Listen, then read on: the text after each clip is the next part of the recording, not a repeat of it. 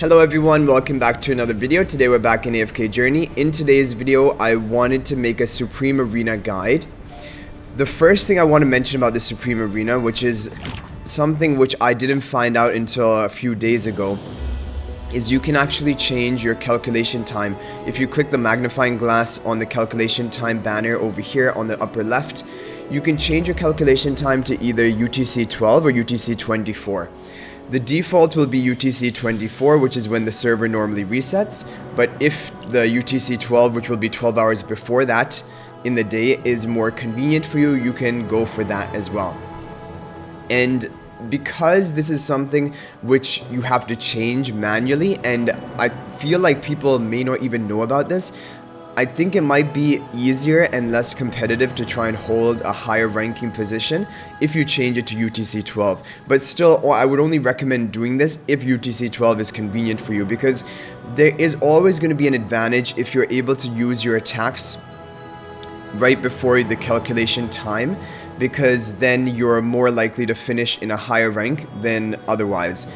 The other thing to mention is that there's going to be a 10-minute window between, so basically if the reset is happening at the server reset 10 minutes before that, so 11:50 p.m. or basically UTC up until 12 a.m. midnight is going to be the calculation period, and at any point in that 10-minute window you will get your result. So this is going to show you that you have to hold the position for at least 10 minutes if you want to reliably finish in a higher rank.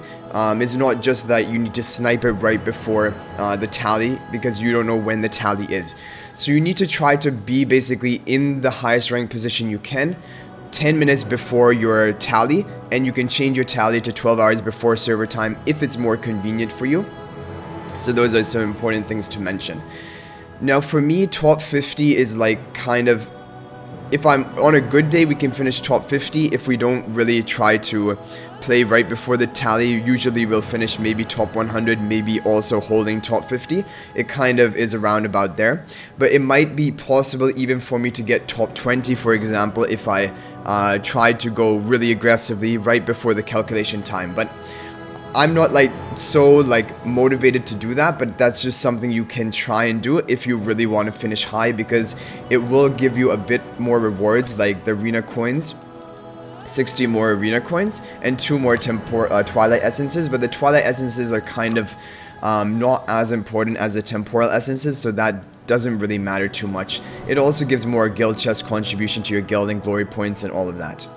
Okay, now let's go ahead and talk about the formation. So in the Supreme Arena, in my opinion, for most people, unless you have 15 really well built heroes, you'll want to build 2 really strong defenses, so it's difficult for the opponent to try and break through those, and then a 3rd average defense with your leftover heroes. That's what I chose to do, because the other option is to kind of make maybe 1 strong defense and 2 kind of medium defenses, but then the opponent will easily be able to clear usually those medium strength defenses. So the first defense I have here is an example of what I consider my 2nd strongest team, and it's a team that a lot of people will be able to run a version of this depending on which heroes you tried to put on your wish list and tried to upgrade.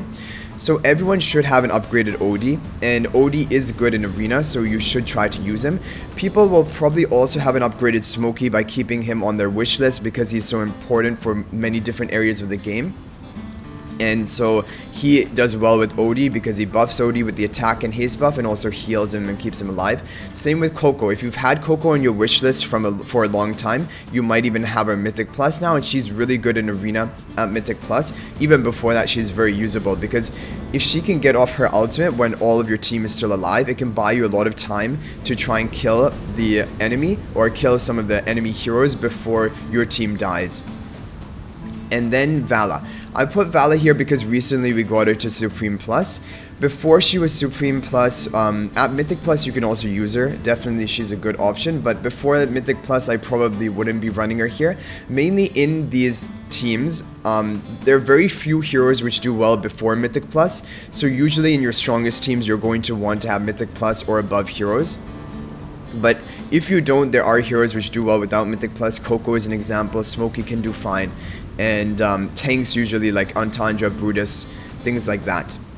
And then Shakir. So Shakir, if you've had him on your wish list as well, which I do recommend in my updated wish list guide, because he is a key damage dealer for the Snowstomper Dream Run boss. He's the best hero to be running in that boss. So, and he's also not obtainable from the arena shop, so that's why you kind of have to have him on your wish list to get copies of him.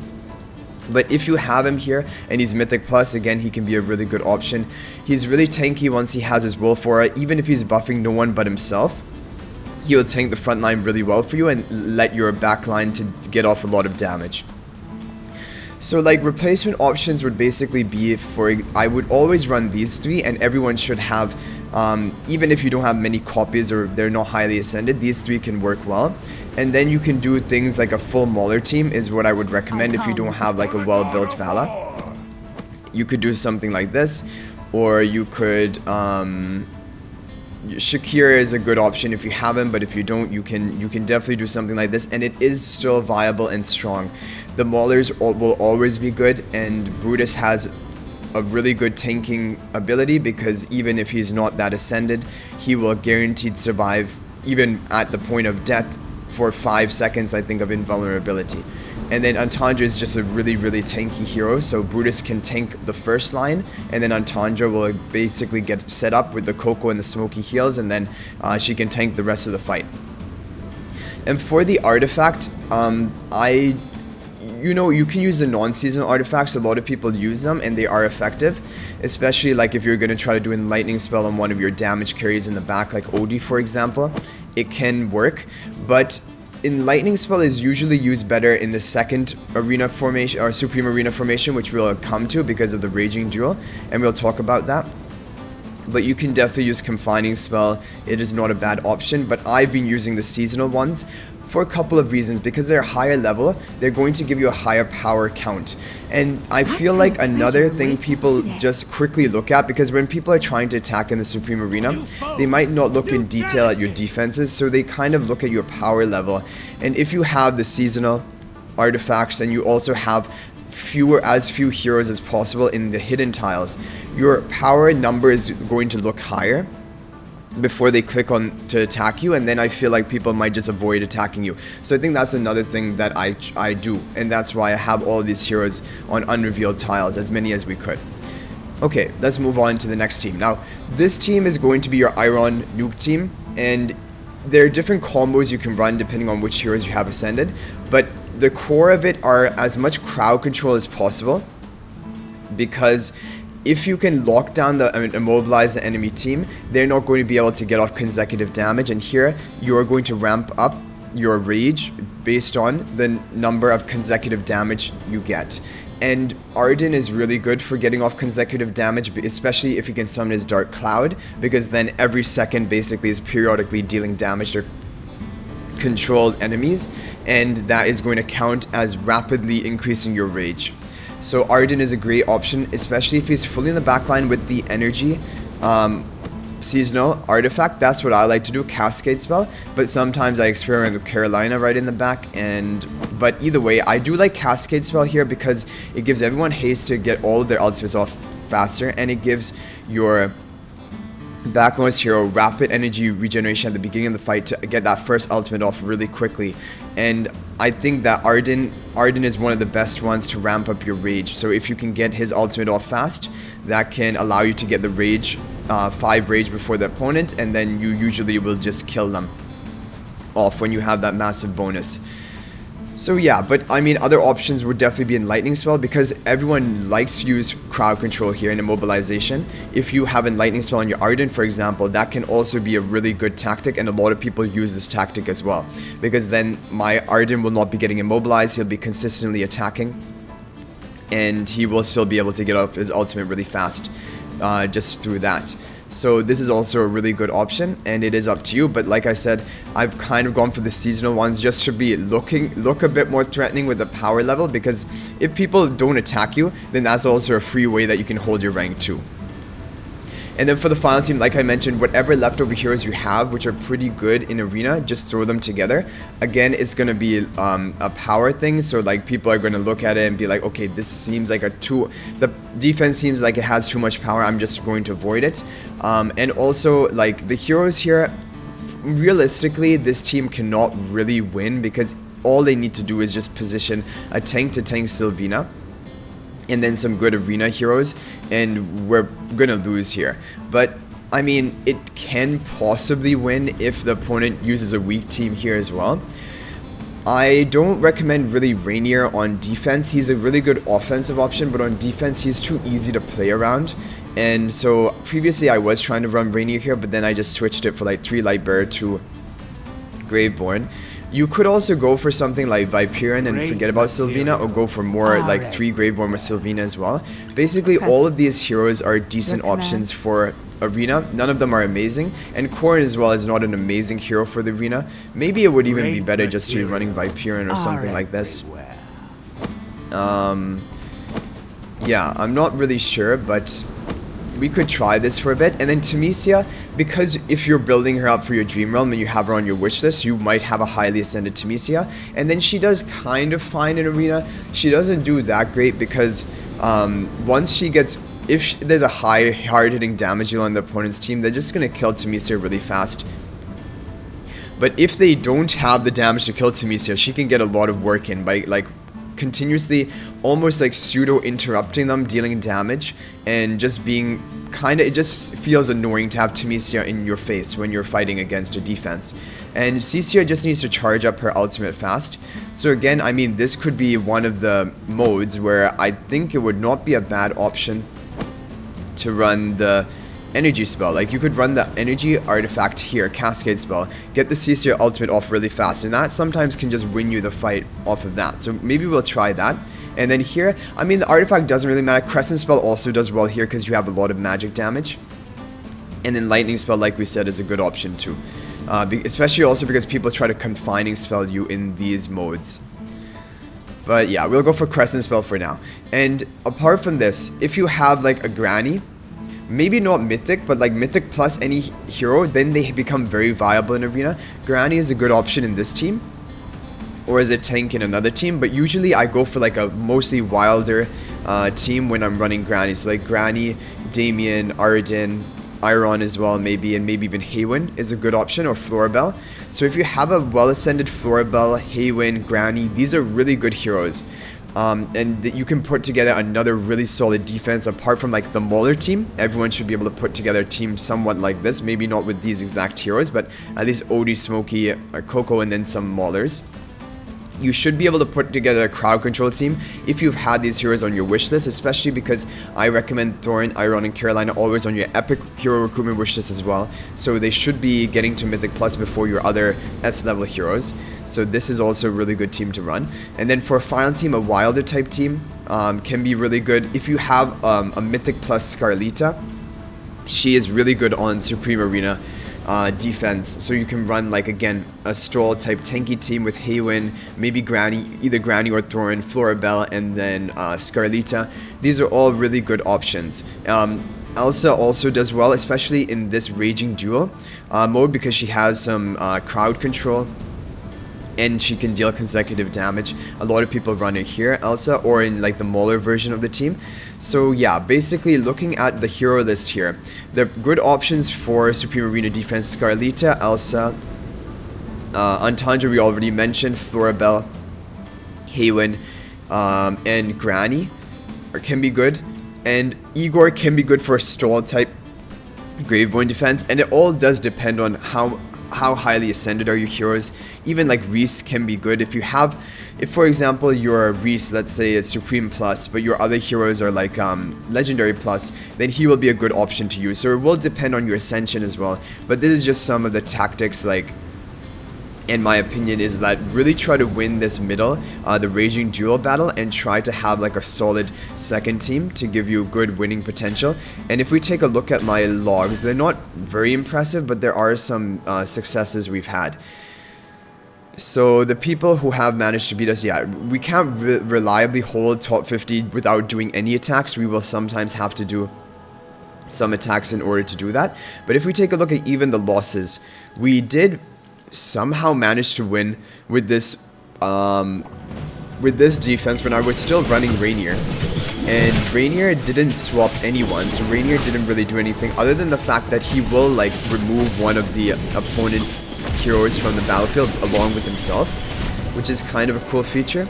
I guess the other thing why Tunisia is kind of good here is I think she hit these barricades and caused the barricades to go down over time. Yeah, so we somehow managed to win that, but I think normally that is not the defense that we win. We normally win the second defense, as we can see here. If we take a look at what he used to beat our second defense, he used Rainier. A lot of people use Rainier along with the crowd control comp, and I'm guessing that he mispositioned my Arden maybe. Let's take a look at what he did. He swapped... who did he swap? Igor into, and then something of my team swapped into his side. I don't know what it was. Maybe it was Arden, because Arden is already dead. Arden died really fast. Yeah, I mean, the second defense, the second Raging Duel is difficult, but I think with that comp, it does pretty well. Let's take a look at here. So we managed to win with second and third. So our first team with the Mauler and Vala doesn't, I guess, win that much, but usually also what happens is people bring in their strongest team to the first, and then they have leftover options for the remaining heroes. So we managed to win again with that, and this one, even though they use a similar team with Rainier and Stroll type team, we managed to win over there too. Rainier is really the issue, and I think that is another reason people use Enlightening Spell on their second defense to protect, do not let Arden be teleported. So maybe I will try Enlightening Spell, just because I feel like this is the way you want to go. You want to protect that Arden because he's the way you're going to be stacking up your rage. And apart from that, do we want to like have Thorin protecting Carolina in case they try to swap Carolina? Maybe. I mean, then even if they swap Carolina, she will be a bit protected, and Arden is already protected from a lightning spell. So that should be a little bit better. The Rainier team apparently was doing very well, but I don't... Maybe Rainier is good even without having a good swap target. And if I do this, then I go for Corrin, and I try to have Rainier swap either Corrin or Tunisia, and then Cece is protected behind over here. I guess we can keep trying this, but I wanted to have Cece being able to ultimate right away. And then Cece will have to be in that position. We don't really want Rowan to be swapped, right? Yeah, we don't want Rowan to be swapped. We don't want Rowan behind the barricade either. So it becomes kind of strange about what we want to do here. I guess it would have to be something like this. Let's try this for a while, and then finally this team. Yeah, I don't know if there's any other major improvements for this team. I feel like it should do pretty well. But maybe if people are using their best teams, or like even a full light bearer team, maybe that would be enough for them to beat this.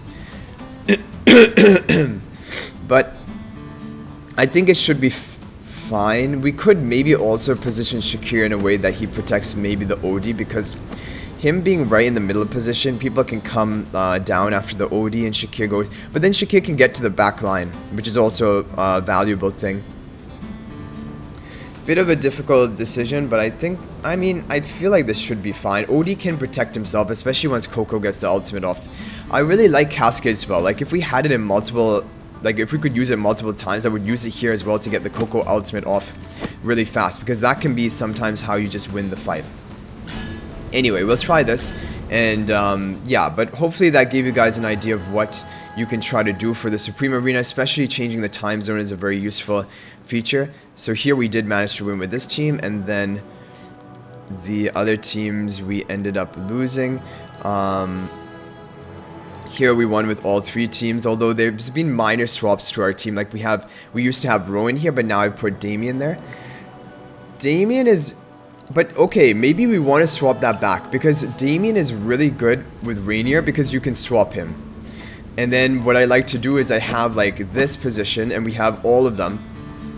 Where is this? And then we put Rowan over here. Because it won't make much of a difference for this team. Oh, it does make a big difference because then we lose the faction bonus. So I think we need to have Damien here actually. Yeah. We need to have Damien here because we want the faction bonus. Otherwise, losing out on that is pretty bad. And then here we'll just have to continue with this team with Rowan. And then we get a good faction bonus here as well. Positioning is a bit awkward, especially of Rowan, but at least we get the energy on the CC and get that ultimate off fast. Maybe that can win us some fights. So that's pretty much it, all I wanted to mention. Hopefully this gave you an idea of what you can do to do a little bit better in the Supreme Arena and rank higher.